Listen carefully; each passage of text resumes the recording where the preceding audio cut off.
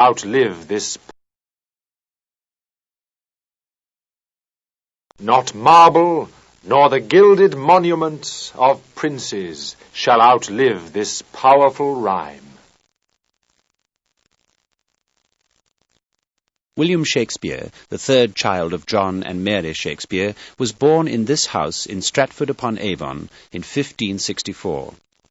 This drawing, the earliest known illustration of Shakespeare's birthplace, was not done until 1769, more than 150 years after his death.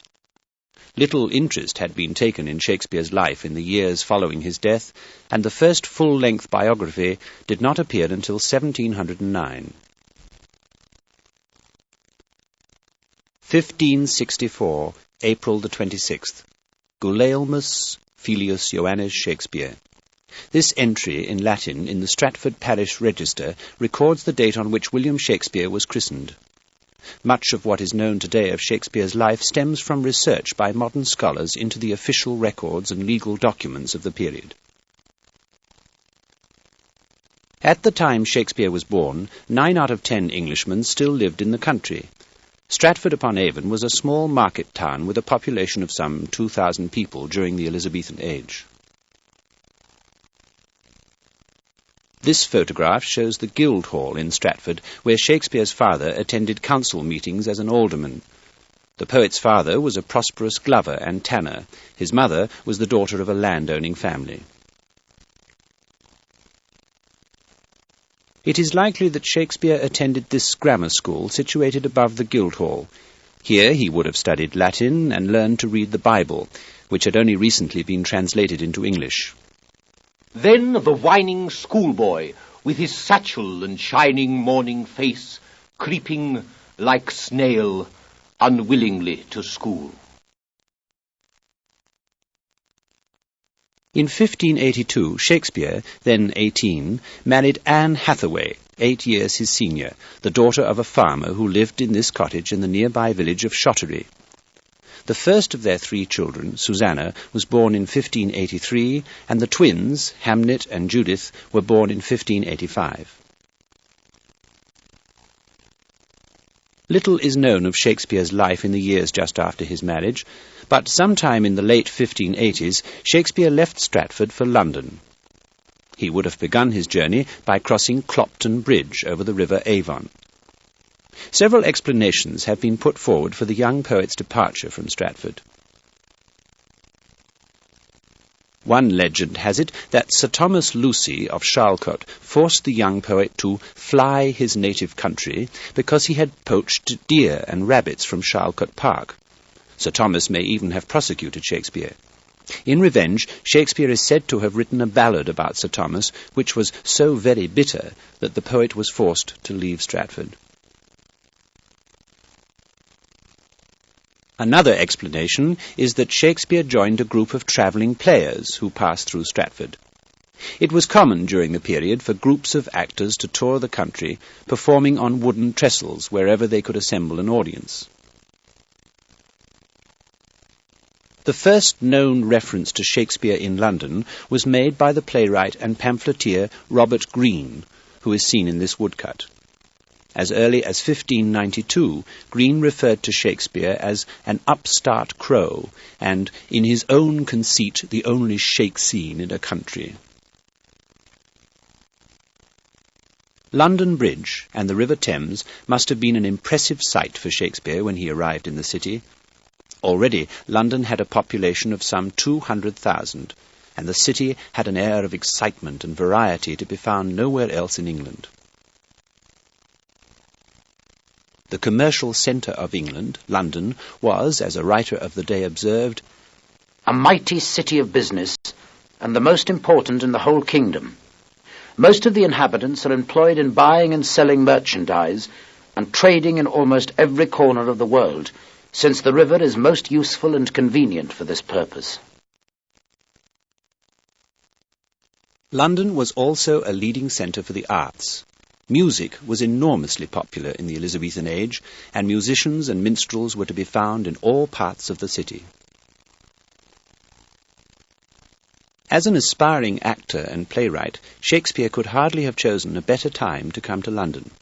The first permanent theatre had been opened in London in 1576. By 1590, drama was flourishing, and there were several acting companies performing in the city, and there was an increasing demand for good actors and new plays. At this time, the nation was still feeling a sense of jubilation and pride following the great victory over Spain. In 1588, the English fleet had defeated the Spanish Armada in the English Channel. The victory left England free to expand as a sea power and to develop her trade and colonies in the New World. This Armada portrait of Queen Elizabeth I was painted after the Armada victory. Elizabeth's long reign, which stretched from 1558 to 1603, spanned the major part of Shakespeare's life. The Elizabethan Age was one of the most dynamic and expansive periods in English history. It was a time of pageantry and drama, as is reflected in this picture of a beefeater with halberd and sword. Life at court and in London seemed to confirm Shakespeare's claim that all the world's a stage, and all the men and women merely players. The theatres in London were usually round wooden structures built on an open plan. The actors performed on a raised platform, and performances normally started at 2 in the afternoon and lasted for 2 hours. A repertory system was used in presenting plays, and a play was rarely performed twice in the same week, so that there was a continual demand for new plays. This woodcut appeared on the title page of Christopher Marlowe's play Dr. Faustus. Marlowe was the first great playwright of the Elizabethan Age, and his mighty line, as Ben Jonson called it, was to set a new standard for poetic drama. Although he was killed in a tavern brawl in 1593, at the age of 29, Marlowe had written a number of important plays, among them Tamburlaine and The Jew of Malta, as well as Dr. Faustus. Edward Alleyn, perhaps the greatest actor of the period, was famous for his portrayal of the role of Tamburlaine in Marlowe's play. Alleyn was the leading actor of the company known as the Admiral's Men, the chief rivals of the company to which Shakespeare belonged. Shakespeare was a member of the acting company known as the Lord Chamberlain's Men. Lord Chamberlain Hunsdon was a first cousin of the Queen, and under his patronage the group flourished. The Lord Chamberlain was responsible for arranging court entertainments. Court performances were often given at Greenwich Palace, situated on the south bank of the Thames just below London. The Chamberlain's Men performed here on the 26th and 27th of December 1594, and a ledger of the period records payment to William Kemp, William Shakespeare, and Richard Burbage, servants to the Lord Chamberlain. Richard Burbage, who took the leading part in many of Shakespeare's plays, was the chief actor-sharer of the Chamberlain's Men. An acting company in Shakespeare's time usually had about 10 actor-sharers. The actor-sharers invested money in the company, helped to manage its affairs, and after expenses were paid, shared whatever profits remained in proportion to the amount each had invested. Listed here are the names of some of the principal actors of the Chamberlain's Men, including William Kemp, Burbage, and Shakespeare. Although Shakespeare appeared as an actor in his own plays, he seems to have taken only minor parts, such as Adam in As You Like It and the Ghost in Hamlet. William Kemp was the company's clown until he left the Chamberlain's Men in 1599. In Shakespeare's early comedies, he played the comic parts, such as Dogbelly in Much Ado About Nothing. Kemp was also famous as a dancer, and this talent must have benefited the company, since a jig was usually performed following the conclusion of a play. This drawing shows the scene from Titus Andronicus, where Tamora pleads with Titus for the lives of her 2 sons. It is the only surviving representation of a Shakespearean play made during the playwright's lifetime. The actor John Lowen was another member of the Chamberlain's Men. Lowen was famous for his portrayal of one of Shakespeare's most delightful characters, Falstaff. Banish Peto, banish Bardolph, banish Poins. But for sweet Jack Falstaff, kind Jack Falstaff, true Jack Falstaff, valiant Jack Falstaff, and therefore more valiant being as he is, old Jack Falstaff, banish not him thy had his company. Banish not him thy had his company, banish plump Jack, and banish all the world. The first of Shakespeare's works to be published was not a play, however, but his long narrative poem, Venus and Adonis, which appeared in 1593. Shakespeare dedicated the poem to the 3rd Earl of Southampton, 9 years his junior. A patron of the arts, Southampton was only 20 years old when Venus and Adonis was printed. Shakespeare also dedicated The Rape of Lucrece to Southampton in 1594.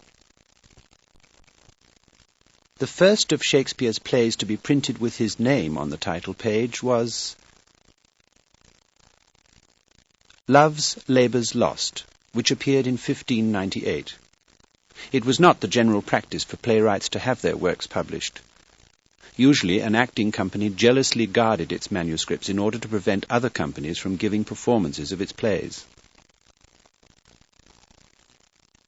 Shakespeare was a prolific writer. He appears to have written at least 2 new plays each year.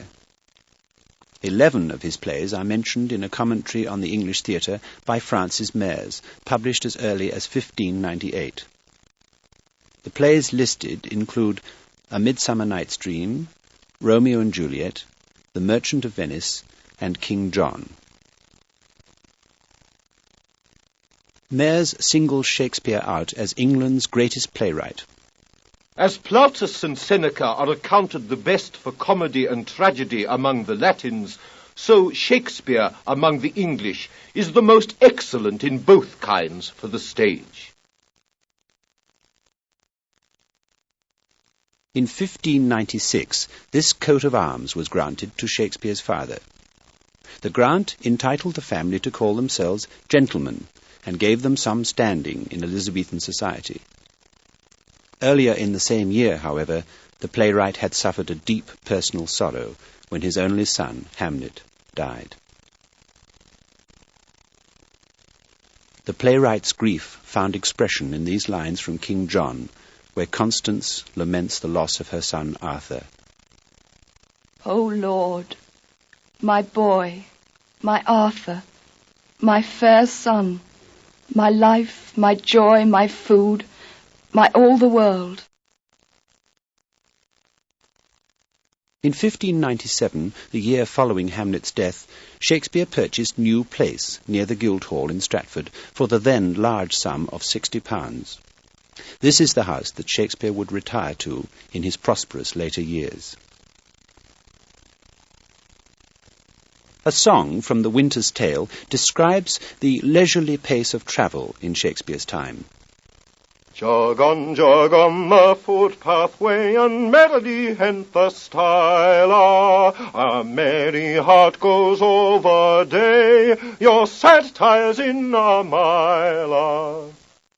Although the journey from London to Stratford was a long and tedious one, Shakespeare made regular visits to Stratford, especially during the summer months when the theatres in London were often closed due to outbreaks of the plague. As an established playwright, Shakespeare spent most of his time in London with the Chamberlain's men.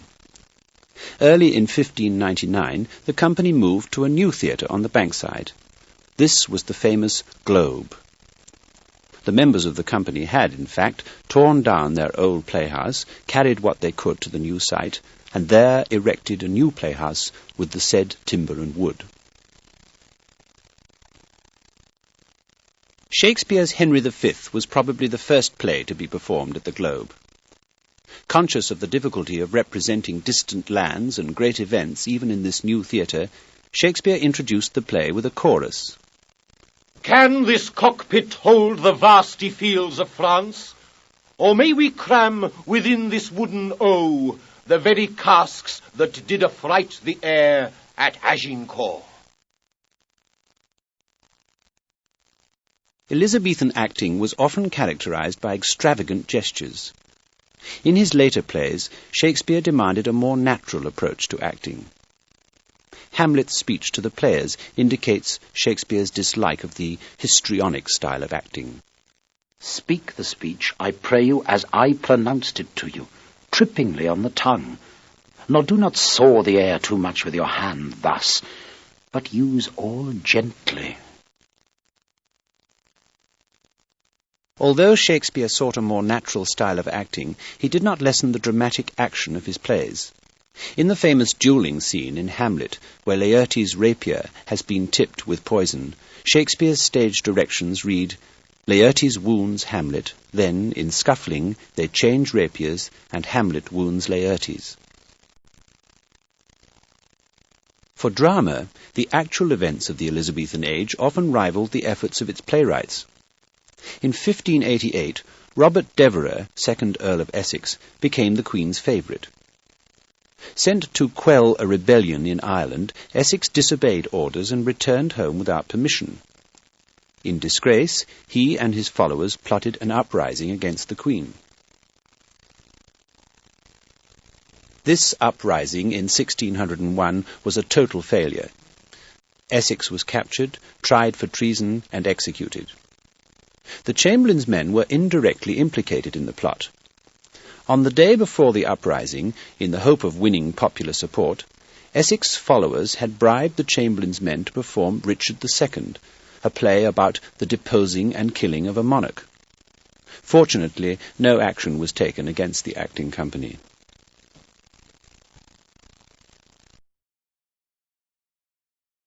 Elizabeth died in 1603. She was succeeded by James VI of Scotland, who ruled England as James I. With the accession of James, the kingdoms of England and Scotland were, for the first time, united under one flag. By letters patent of May 1603, the Chamberlain's men were taken into the service of James I under the new name of the King's Men. Considering the King's Scottish background, it is possible that Shakespeare was urged by James himself to write Macbeth. This scene shows the three witches meeting Macbeth and Banquo. The scene is based on an account in Holinshed's Chronicles of England, Scotland and Ireland, which Shakespeare used as an historical source for the play. Toward the end of the play, Shakespeare has a disillusioned Macbeth compare life to the performance of an unsuccessful actor. Life's but a walking shadow, a poor player that struts and frets his hour upon the stage, and then is heard no more. It is a tale told by an idiot, full of sound and fury, signifying nothing. The emergence of the theatre in Shakespeare's time meant that for the first time there was a call for professional dramatists. Among the other important dramatists of the period were Christopher Marlowe, Thomas Kyd, Ben Jonson, Francis Beaumont, and John Fletcher. Fletcher began writing during the later years of Shakespeare's career in London, and many of his plays were written in collaboration with Francis Beaumont.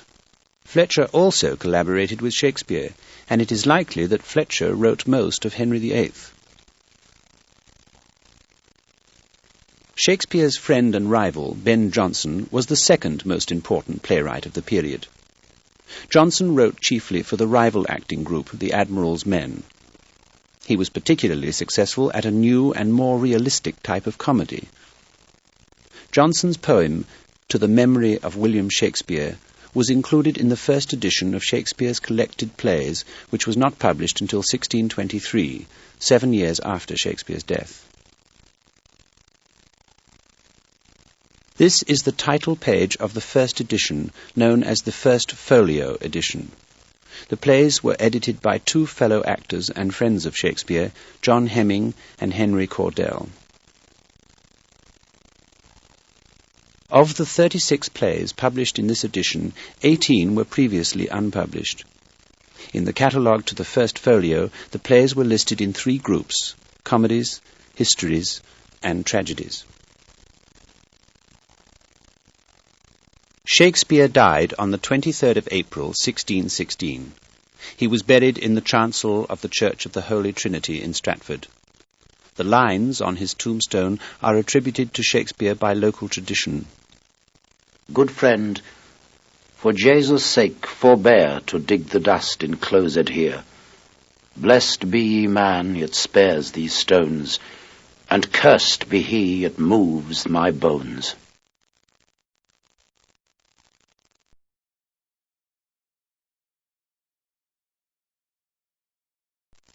But Shakespeare had already written his own farewell to the world of the theatre in his last play, The Tempest, first performed in 1611. Our revels now are ended. These our actors, as I foretold you, were all spirits, and are melted into air, into thin air. We are such stuff as dreams are made on, and our little life is rounded with a sleep.